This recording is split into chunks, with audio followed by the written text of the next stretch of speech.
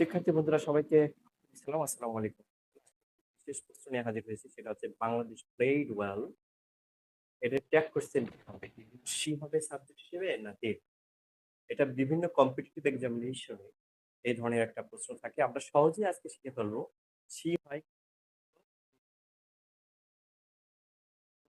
আমার প্রিয় দেশ বাংলাদেশ। এই বাংলাদেশটি কিসের নাম? একটি দলের নাম। এই জায়গাটায় অনেক সময় একটা দেশের নাম হতে পারে। তো যখন দেশের নাম আমি বলি একটু, যখন দেশের নাম দলের নাম হয়, সেই ক্ষেত্রে সাবজেক্ট হিসেবে আমরা দিয়ে দেবো। তাহলে আমরা কি শিখলাম? যে যখন দেশের নাম দলের নাম হবে তখন সেখানে সাবজেক্ট হিসেবে দিয়ে দেবো। কারণ বাংলাদেশ প্লেইড ওয়েল এটা শুধুমাত্র দলকেই বোঝাচ্ছে। বাংলাদেশ ভালো খেলেছিল, তার মানে এটা এখন দেশ নেই, এটা এখন দল হয়ে গেছে। এই জন্য অবশ্যই এখানে আমরা সাবজেক্ট হিসেবে দিয়ে দেবো। এখন সি দেবো কোথায়? সি দেবো যখন বাংলাদেশ একটা দেশের নাম হবে। আমরা এক্সাম্পল দিতে পারি।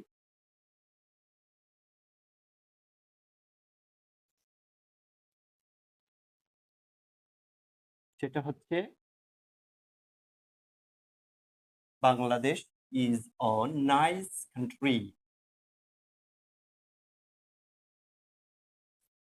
এর ট্যাগ কোশ্চেন কি হবে?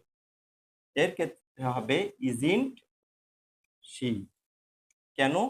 আচ্ছা, কোথায় কোথায় শি বসে এটা শিখাই দিই আমি। এখন থেকে দেশের নাম, জাহাজের নাম, ট্রেনের নাম,